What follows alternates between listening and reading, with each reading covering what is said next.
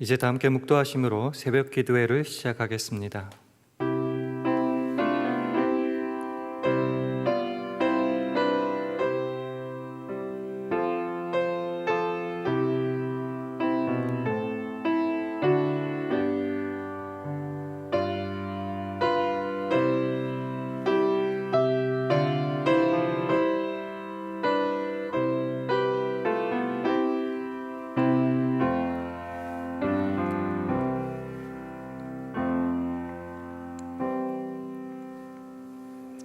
하나님은 우리의 피난처시요 힘이시니 환난 중에 만날 큰 도움이시라.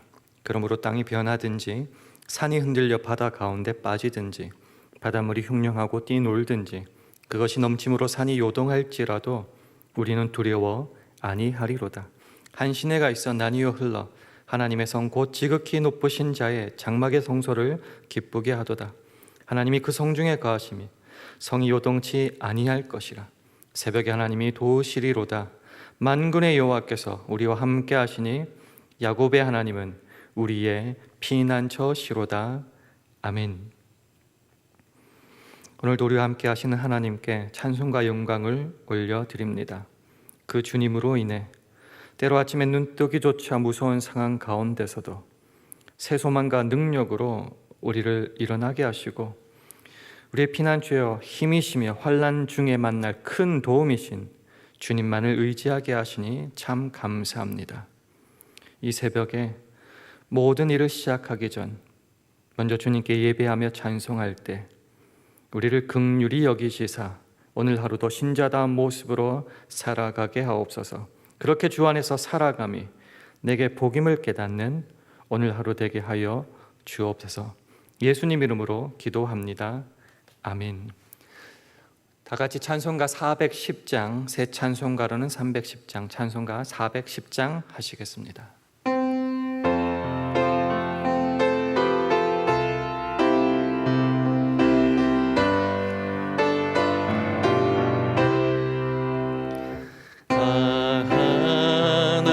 하나님의 은혜로 있을 때 없는 자 왜 구속하여 주는지 난 알 수 없도다. 내가 믿고 또 의지함은 내 모든 형편 잘 아는 주님 늘 돌보아 주실 것을 나는 확실히 아네. 내게 굳센 믿음과 또 복음 주셔서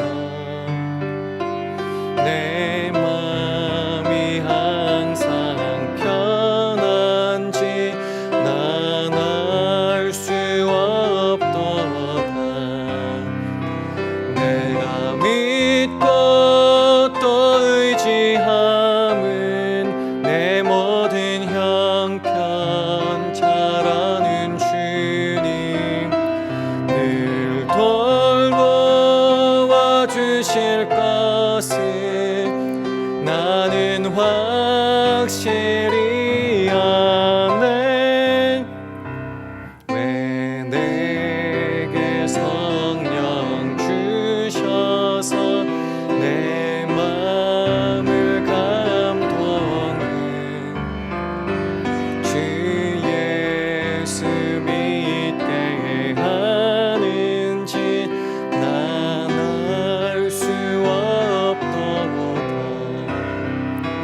내가 믿고 또 의지함은 내 모든 형편 잘 아는 주님 늘 돌보아 주실 것을 나는 확실히 아네.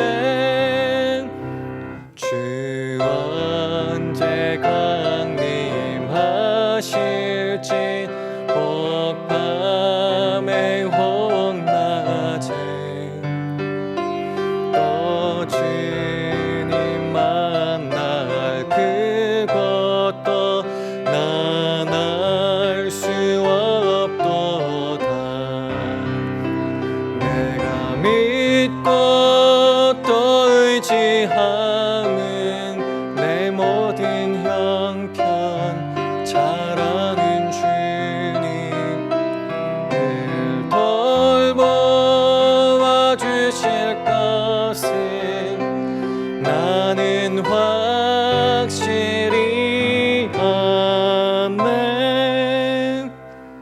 아멘. 오늘 주신 하나님의 말씀 마태복음 20장 1절에서 16절 말씀입니다. 제가 가진 성경으로 신약 33면 마태복음 20장 1절에서 16절까지의 말씀입니다. 우리 한 절씩 교독하시겠습니다. 천국은 마치 품꾼을 얻어 포도원에 들여보내려고 이른 아침에 나간 집 주인과 같으니 제가 하루 한 데나리온씩 품꾼들과 약속하여 포도원에 들여보내고 또 제3시에 나가보니 장터에 놀고 섰는 사람들이 또 있는지라 저에게 이르시되 너희도 포도원에 들어가라 내가 너희에게 상당하게 주리라 하니 저희가 가고 제6시와 제9시에 또 나가 그와 같이 하고 제11시에도 나가보니 섰는 사람들이 또 있는지라 가로되 너희는 어찌하여 종일토록 놀고 여기 섰느냐 가로되 우리를 품꾼으로 쓰는 이가 없음이니이다 가로되 너희도 포도원에 들어가라 하니라 저물매 포도원 주인이 청지기에게 이르되 품꾼들을 불러 나중 온 자로부터 시작하여 먼저 온 자까지 삭슬 주라 하니 제11시에 온 자들이 와서 한 데나리온씩을 받거늘 먼저 온 자들이 와서 더 받을 줄 알았더니 저희도 한 데나리온씩 받은지라 받은 후 집주인을 원망하여 가로되 나중 온 이 사람들은 1시간 반 일하였거늘 저희를 종일 수고와 더위를 견딘 우리와 같게 하였나이다. 주인이 그 중에 한 사람에게 대답하여 가로되 친구여 내가 네게 잘못한 것이 없노라 네가 나와 한 데나리온의 약속을 하지 아니하였느냐 내 것이나 가지고 가라 나중 온 이 사람에게 너와 같이 주는 것이 내 뜻이니라 내 것을 가지고 내 뜻대로 할 것이 아니냐 내가 선함으로 네가 악하게 보느냐 이와 같이 나중된 자로서 먼저 되고 먼저 된 자로서 나중되리라. 아멘. 어려 새벽기도 나오신 여러분들에게 하나님의 은혜와 평강이 함께 하시기를 기원합니다. 함께 예배 드리시는 분이 계시다면 이 시간 서로 간에 주의 평강을 기원하며 샬롬으로 인사하는 시간 가지겠습니다. 함께 인사하실까요? 샬롬, 샬롬. 우리가 세상을 살아가는데요. 세상에서 성공의 잣대 기준은 돈, 위치, 명예 그런 것들의 크기와 비례하는 것 같습니다. 쉽게 예를 들자면은 집의 크기, 연봉, 어카운트에 돈이 얼마나 있는지, 얼마나 높은 자리, 명예 있는 자리에 앉아 있는지 그런 것들이 세상에서는 성공이라고 말하는 표면적인 기준입니다. 그런데 놀랍고 재미있는 것은 세상과 다르다라고 스스로 말하는 우리 신자들에게 있어서도 예수를 믿은 보상이 이 세상적 기준과 동일할 때가 많다는 것입니다. 즉 예수를 믿었고 주를 위해 희생하고 주를 따랐던 모든 것의 보상을 결국은 세상이 말하는 성공의 기준으로 다시금 얻으려고 하기 때문입니다. 그래서 예수를 오래 믿고 열심히 따랐음에도 불구하고 세상이 말하는 성공의 기준에 이르지 못하고 그것을 얻지 못했을 때에 오히려 신자들끼리도 불쌍한 인생이다, 때로는 실패한 인생이다, 신앙생활이다 말하곤 합니다. 혹시 새벽 기도의 자리에 나오신 여러분들도 이런 생각을 가지고 신앙생활을 하고 있는지요? 오늘 우리는 마태복음 20장 1절에서 16절까지의 말씀을 통하여서 예수님이 우리들에게 도전하시는 그 음성을 듣기를 원합니다. 그래서 오늘 이 말씀의 뜻을 한번 살펴보는 가운데 예수를 오래 믿어 일한 그 수고의 보상이 무엇인지 한번 확인할 수 있는 시간 되기를 원합니다. 오늘 본문은 실제로 따지면 19장 즉 부자 청년에 관한 이야기에서 계속 이어진 본문으로 봐야 될 것 같습니다. 특별히 앞장 19장 27절에서 베드로가 주님께 한 질문에 대한 답이 결국 오늘 마태복음 20장 1절에서 16절까지로 연결됐다고 보는 것이 맞는 것 같습니다. 그러면은 베드로의 질문은 무엇이었습니까? 우리 화면을 보시고 우리 마태복음 19장 27절 말씀을 함께 읽도록 하겠습니다. 시작. 이에 베드로가 대답하여 가로되 보소서 우리가 모든 것을 버리고 주를 쫓아싸우니 그런즉 우리가 무엇을 얻으리까? 어쩌면 차마 우리 입으로 시원하게 말하고 묻지 못하는 그것을 어찌 알았던지 베드로가 우리를 대신하여 질문한 것만 같습니다. 보소서 우리가 모든 것을 버리고 주를 쫓았습니다. 그거는 전제죠. 그리고 실제로 관심 있는 건 뭐죠? 그런즉 우리가 무엇을 얻겠습니까? 라는 겁니다. 예수 믿었고 일한 보상은 도대체 뭡니까? 라는 거죠. 우리의 관심사도 여기에 있는 것 같습니다. 이에 대한 예수님의 대답은 무엇입니까? 28절, 29절 화면을 보시고 함께 읽도록 하겠습니다. 시작. 예수께서 가라사대 내가 진실로 너희에게 이르노니 세상이 새롭게 되어 인자가 자기 영광의 보좌에 앉을 때에 나를 좇는 너희도 12보좌에 앉아 이스라엘 12지파를 심판하리라. 또 내 이름을 위하여 집이나 형제나 자매나 부모나 자식이나 전토를 벌인 자마다 여러 배를 받고 또 영생을 상속하리라. 우리는 이것을 읽고 무릎을 딱 치죠. 역시 우리 주님은 우리를 실망시키지 않는 주님이시다. 주님을 위해 모든 것을 버리고 따른 우리도 결국은 이 보상을 얻을 것을 기대하고 안심할 수 있고 웃을 수 있을 것만 같습니다. 그런데요, 놀랍게도 한 구절이 더 애드가 되어 있습니다. 그 다음 구절을 우리 화면을 보시고 한번 같이 읽도록 하겠습니다. 시작. 그러나 먼저 된 자로서 나중되고 나중된 자로서 먼저 될 자가 많으니. 이해하기 힘듭니다. 공동 번역에 보면 먼저를 첫째라고 했고 나중을 꼴찌라고 했는데 이 꼴찌와 첫째가 되는 이것이 우리가 생각하는 만큼 그렇게 단순하지가 않는 것 같습니다. 먼저 됐으면 먼저 되는 거지. 첫째면 첫째지 왜 첫째가 꼴찌가 될 수도 있고 꼴찌가 첫째가 될 수도 있을까? 이 말씀을 조금 더 이해하기 쉽도록 구체적으로 풀어주신 것이 오늘 본문 마태복음 20장 1절에서 16절까지의 말씀입니다. 그것을 어떻게 알 수 있냐고요? 마태복음 20장 마지막 결론이 조금 전에 읽었던 30절과 대동소이하기 때문입니다. 우리 다시 한번 마태복음 20장 마지막 16절을 화면을 보시고 함께 읽도록 하겠습니다. 시작. 이와 같이 나중된 자로서 먼저 되고 먼저 된 자로서 나중되리라. 네. 그럼 도대체 이 말 뜻이 무엇이고 우리는 이것을 어떻게 받아들여야 되는가? 특별히 예수를 믿고 더 오래 일했던 우리들이라면은 예수 믿는 그 보상이 무엇인지에 대해 궁금할 수밖에 없는데 그 보상을 한번 알아볼까 합니다. 오늘 본문의 내용은 여러분 잘 알고 계십니다. 한 포돈 주인이 밖에 갔다가 장터에서 놀고 있는 사람들을 이제 부르시죠. 오전 9시, 정오 12시, 그리고 3시, 그리고 마지막으로는 오후 5시에 각각 일꾼을 부르십니다. 그들은 일을 했고 일이 끝난 다음에 정산을 할 때 모두 다 하루품 삭신 한 데나리온을 받았다는 것입니다. 그런데 제일 먼저 온 사람이 불평을 터뜨리게 됩니다. 쟤는 1시간밖에 일하지 않았고 나는 하루 종일 일했는데 왜 똑같이 페이를 주십니까? 그때 주인의 대답이 무엇입니까? 우리 화면을 보시고 14절, 15절 말씀을 함께 읽도록 하겠습니다. 시작. 내 것이나 가지고 가라.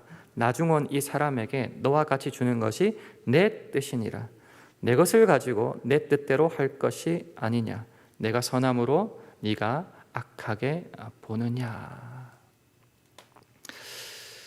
오늘 우리 본문 말씀에서 먼저 우리가 접근해야 될 것은 일꾼을 부르신 것은 일꾼의 행위에 따른 것이 아니라 전적인 주인의 은혜, 주인의 뜻이었다는 것을 확인해야 되는 것입니다. 주인이 부르지 않았다면 하루 종일 놀 수밖에 없는 사람들이었는데 그에게 은혜를 베풀어 주신 것은 바로 주인의 뜻이었고 그 일꾼들의 행위는 아니었다는 겁니다. 동일하게 우리는 주님 없이는 영원한 죄악 속에서 죽을 수밖에 없는 존재였지만 우리의 행위대로가 아니라 하나님의 은혜의 부르심을 따라 우리를 불러주셨고 구원하신 것은 전적인 하나님의 은혜라는 것입니다. 그렇습니다. 여기서 가장 중요한 것은 일꾼이나 우리들의 행위에 의해서가 아니라 전적인 하나님의 은혜로 우리를 불러주셨다는 것입니다. 이것을 잘 드러내는 말씀이 바로 디모데후서 1장 9절 말씀입니다. 우리 화면을 보시고 함께 읽도록 하겠습니다. 시작. 하나님이 우리를 구원하사 거룩하신 부르심으로 부르심은 우리의 행위대로 하심이 아니요 오직 자기 뜻과 영원한 때 전부터 그리스도 예수 안에서 우리에게 주신 은혜대로 하심이라. 그렇습니다. 일찍 불렀든 늦게 불렀든 부르심 받은 들 일했을 때의 품삯은 한 데나리온, 즉 하루 종일 일했던 품삯을 받은 것이어서 억울할 것이 없습니다. 오히려 부르고 일하게 해주시고 품삯까지 주신 주인에게 감사하는 마음이 커야 될 터인데 그런 마음들이 쉽게 잊어버렸다는 것입니다. 우리는 자꾸 우리의 공로를, 주를 위해서 무엇을 버렸고 일한 것을, 품꾼에 따르면 내가 하루 종일 뼈 빠지게 일했습니다를 외치고 싶지만 엄밀히 따지고 보자면 주인께서 부르지 않았으면 그 수고를 할 필요도 없었고 동시에 페이를 받을 수도 없었다는 것입니다. 주님께서 우리를 불러 구원해 주시지 않았다면, 그것도 전적인 은혜로 구원해 주시지 않았다면 우리가 주를 위해서 살 수 있는 마음도 생각도 할 수도 없었고 그렇게 할 일도 없었다는 것이죠. 그래서 전적인 은혜 앞에 우리의 의와 자랑과 공로를 따지는 것은 어리석다는 말입니다. 그런데 인간이라는 존재는 참 후한무치한 존재인 것 같습니다. 이 은혜를 쉽게 잊어버린다는 겁니다. 아침 9시부터 일하는 사람은 놀 수도 있었는데 일할 수 있다는 그 감격으로 열심히 일했을 겁니다.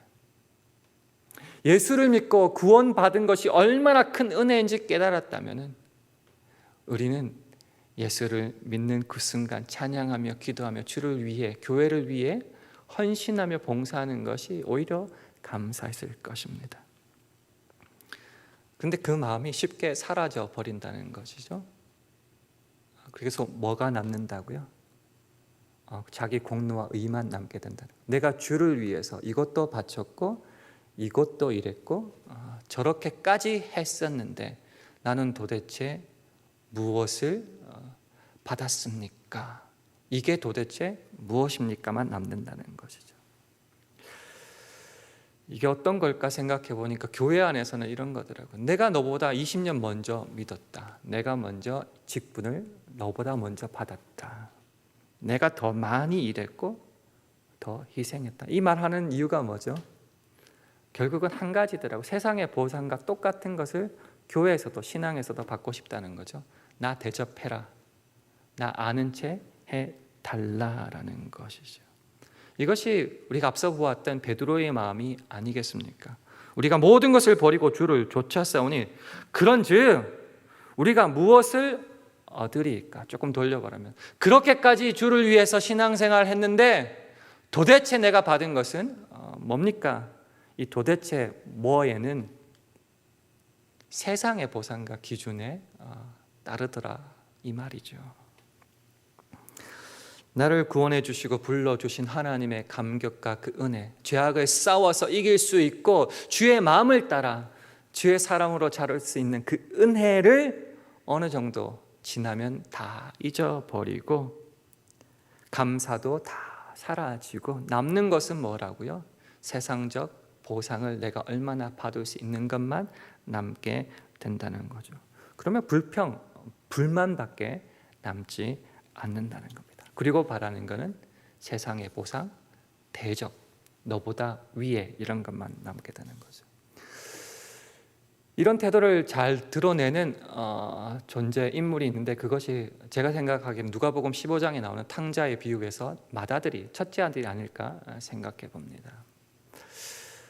동생이 죽었다가 살아난, 그래서 돌아온 그런 사건을 맞이했는데 아버지처럼 같이 기뻐해주고 함께 파티할 생각은 전혀 하지 않습니다. 그가 생각하고 마음속에 남아있는 건 뭐죠? 억울함과 불평불만이죠. 왜요? 나는 친구들과 함께 염소새끼 한 마리도 못 잡아 먹었는데 이게 뭐냐? 이 꼴이 뭔가? 내가 받은 보상이 뭔가? 여기에 매몰돼 버렸다는 것이죠. 근데 조금 더 돌려 생각해 볼까요? 그 맏아들은 말 그대로 맏아들입니다. 그 집안과 가게의 상속자이고요. 그 상속자로서의 지금 아버지와 함께 훈련을 받고 그 자라나는 과정, 훈련받는 과정은 필요한 것이고 그것은 장남만이 누릴 수 있는 소중한 것이었는데 그건 아무런 소용도 없고 관심도 없었다는 거죠. 오직 생각은 염소 새끼 한 마리에 달려 있다는 것입니다. 그렇게 주와 함께 일하고 생활하고 신앙생활을 하는 가운데서 우리의 눈을 온전히 그저 세상적 기준의 보상과 공로로만 따지고 들 때 비로소 심각하게 다가오는 말씀이 바로 먼저 된 자가 나중되고 반대로 그렇게 생활하지 않을 때는 나중된 자도 먼저 될 수 있다는 오늘의 16절의 결론 말씀이라는 것입니다. 여러분에게 한번 질문 드려봅니다. 여러분이 포도원 일꾼, 그것도 아침 9시에 와서 하루 종일 일한 일꾼이라고 가정을 해보시고요. 제가 한번 질문을 던져보겠습니다. 여러분이 그 일꾼이라면 여러분에게 가장 소중한 것은 1시간 일한 죄보다 돈을 더 많이 받아야 된다는 것뿐입니까? 그것이 여러분이 주를 위해 헌신하고 희생하고 봉사했던 유일한 목적이며 가장 궁극적인 목적입니까? 여러분이 수십 년 신앙생활하며 직분까지 받고 주를 위해 세상의 모든 것을 버렸다고 때로 자랑하는데요, 참 놀랍고도 신기하고 이상한 것은 그 주를 위해 버렸다는 그것을 결국 예수를 믿어서 다시 더 크게 얻으려고 한다는 것이지요. 이게 참으로 놀랍고도 무서운 우리들의 모습이 아닙니까?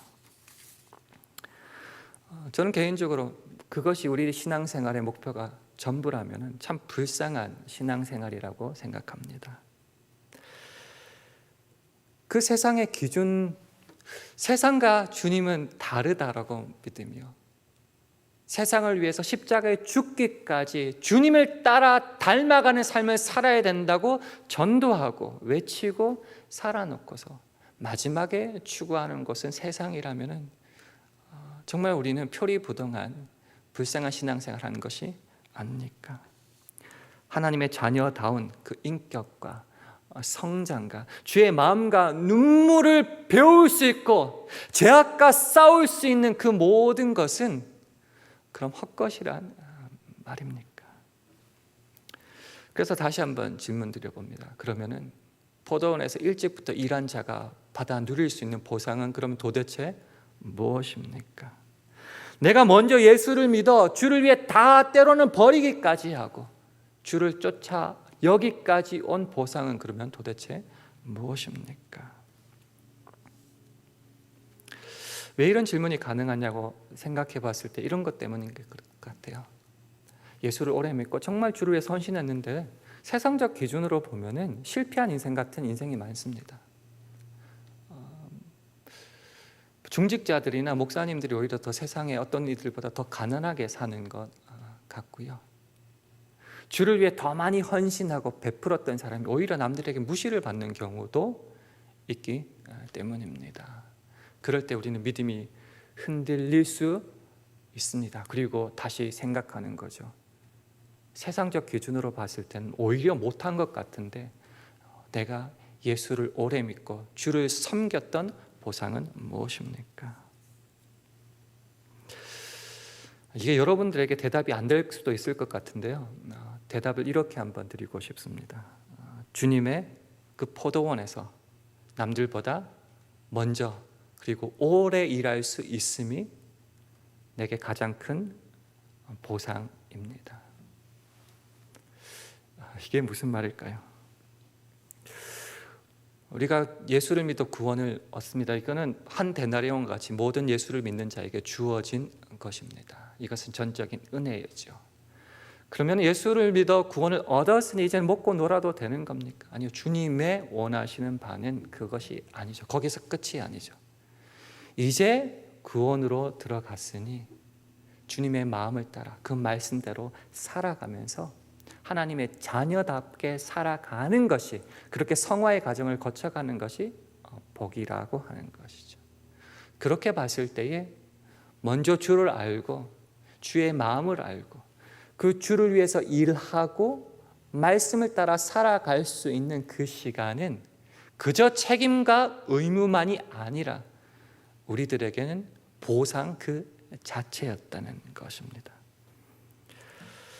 세상과 다른 하나님의 인격을 배우고 주와 동행함이 세상의 그 어떤 물질과 명예와 자리보다 더 컸음을 먼저 깨닫고 누릴 수 있는 것이 내게 복이라는 것입니다. 나를 멸망의 구렁텅이로 몰아가는 그 죄악과 싸울 수 있는 힘을 먼저 얻었고, 무엇이 선이며 악에 대해서 지지 말고 손으로 어떻게 악을 이기는지 주의 능력과 힘을 따라서 살아가는 그 자체가 복이라는 것입니다. 그래서 먼저 그 나라와 의를 구하는 것이 목적이고, 그 외에 더해 주시는 것은 하나님의 은혜라는 것이고요. 더해 주신다는 것이 꼭 세상의 보상이 아니어도 괜찮다는 것을 깨닫고 누리는 것이 바로 우리의 보상이라는 것입니다. 여호와를 가까이 하는 것이 복이라고 말씀하셨죠. 그 가까이 할 때 우리의 피난처가 되신다고 하셨죠. 세상보다 더 크신 주님과 더 오래, 더 가깝게 동행하며 배울 수 있고 걸어갈 수 있는 그 자체가 복이라면 여러분 그것을 아멘하고 받아들이실 수 있습니까? 예수를 믿어 가장 중요한 싸움, 그리고 가장 중요한 보상은 내가 먼저 왔으니 더 세상적인 보상을 달라고 하는 싸움이 아니라 나를 은혜로 부르신 그 자리에서 하나님의 자녀답게, 하나님의 일꾼답게 하루하루 자라나고 훈련받고 성장해가고 성숙해가는 그것이야말로 가장 큰 싸움이요, 가장 큰 복이라고 믿습니다. 이 경주를 하고 있다는 자체가 바로 내가 이미 구원을 얻었다는 증거요. 왜냐고 하면은 구원을 얻었기에 무엇이 악인지 무엇이 선인지 구별할 수 있기 때문이죠. 그리고 그런 경주를 해나갈 때 주님을 더 가까이 받아들이고 동행하며 의지하기에 그것이 바로 더 큰 은혜와 축복의 통로가 된다는 것입니다. 그래서 우리가 마지막으로 함께 나눌 성경 구절은 에베소서 4장 13절부터 15절까지의 말씀입니다. 우리 화면을 보시고 함께 읽도록 하겠습니다. 시작. 우리가 다 하나님의 아들을 믿는 것과 아는 일에 하나가 되어 온전한 사람을 이루어 그리스도의 장성한 분량이 충만한 데까지 이루니니, 이는 우리가 이제부터 어린아이가 되지 아니하여 사람의 괴술과 간사한 유혹에 빠져 모든 교훈의 풍조에 밀려 요동치 않게 하려 함이라. 오직 사랑 안에서 참된 것을 하여 범사에 그에게까지 자랄지다. 그는 머리니 곧 그리스도라. 아멘. 하나님 아들을 믿는 것과 아는 일에 하나가 될 때에 비로소 세상에 휘둘리지 않는 어린아이같이 요동하지 않는 온전한 사람을 마침내 이룰 수 있는 겁니다. 그럴 때에 야, 예수 믿어 보상이 그게 뭐냐? 왜 이렇게 가난해? 그거밖에 안 돼라고 하는 사람의 괴술과 간사한 유혹에 빠져 모든 교훈의 풍조에 밀려서 막 요동치고 흔들리지 않게 된다는 겁니다. 그리고 우리가 하는 것은 뭐라고요? 세상의 관심 가지고 그것을 얻으려는 싸움, 경주가 아니라 우리의 싸움은 범사의 즉 머리가 되신 그리스도인을 닮아서 거기까지 자라나는 싸움, 그 보상만이 우리 가슴 속에, 우리의 삶 속에 남아 있다는 것입니다. 마지막으로 질문을 한번 해봅니다. 이것이 여러분에게 충분한 보상이 됩니까? 여기에 아멘 할 수 있다면 우리는 더 이상 세상의 풍조에 휘둘리지 않을 겁니다. 나머지 더해 주시는 것은 그저 하나님의 은혜라는 것이죠. 오늘 본문의 결론 말씀 다시 한번 읽어드립니다. 이와 같이 나중된 자로서 먼저 되고 먼저 된 자로서 나중되리라. 예수를 믿는 그 모든 신앙의 과정 속에서 우리의 관심이 오직 세상의 보상밖에 없다 할 때 우리는 먼저 되었다 자랑하다가 꼴찌가 될 수 있습니다. 마지막으로 권면합니다. 우리 신자들에게 있어서 가장 중요한 보상과 약속이 무엇인지 다시 한번 바라볼 수 있기를 원합니다. 세상의 보상에 눈을 빼앗겨 허송 세월 보내며 불평불만만 하다가 이 인생을 마치지 마시고 주님의 자녀로서 살아가고 경주하며 성장하고 주와 동행함보다 더 큰 보상은 없음을 믿고 그것을 위하여 오늘 하루를 살아낼 수 있는 저와 여러분 되기를 주님의 이름으로 축원합니다. 함께 기도하겠습니다. 예수를 믿어 구원을 얻었고 하나님의 자녀로 살아가고 있다는 것 자체가 주님의 축복이며 보상임을 확인할 수 있는 믿음을 우리에게 더하여 달라고 기도하시기를 원합니다.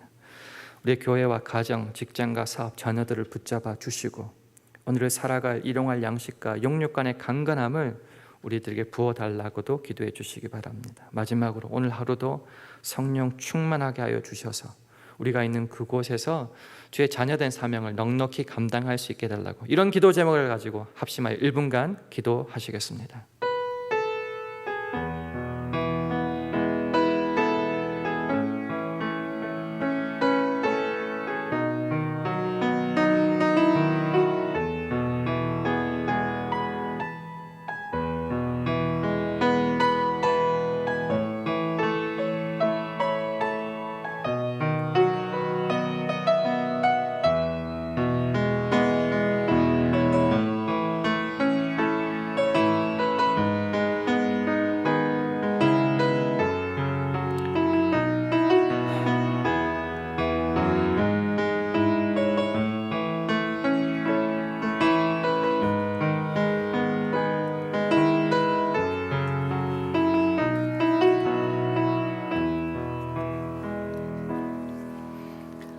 하나님의 은혜로 이 쓸데없는 자를 구속하여 주시고 이전에 꿈꾸지 못하던 하나님의 자녀로서의 삶을 오늘도 살아가게 하시니 참 감사합니다. 아직도 세상이 우리의 마음을 빼앗겨 세상이 성공이라고 말하고 축복이라고 말하는 것에 휘둘리다 보면은 정작 이미 우리에게 허락하여 주신 영생의 축복, 주님의 자녀답게 살아갈 수 있는 그 축복, 죄악과 싸워 이길 수 있는 능력을 주신 축복을 소홀히 여길 때가 많았음을 고백합니다.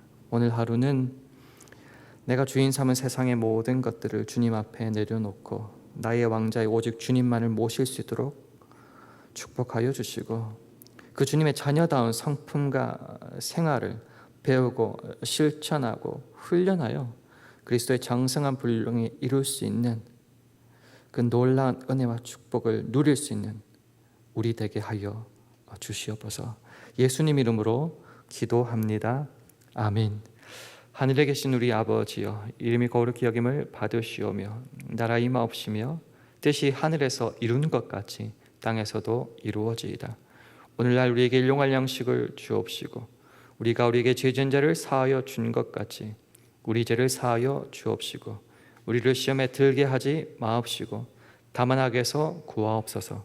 대개 나라와 권세와 영광이 아버지께 영원히 있사옵나이다. 아멘.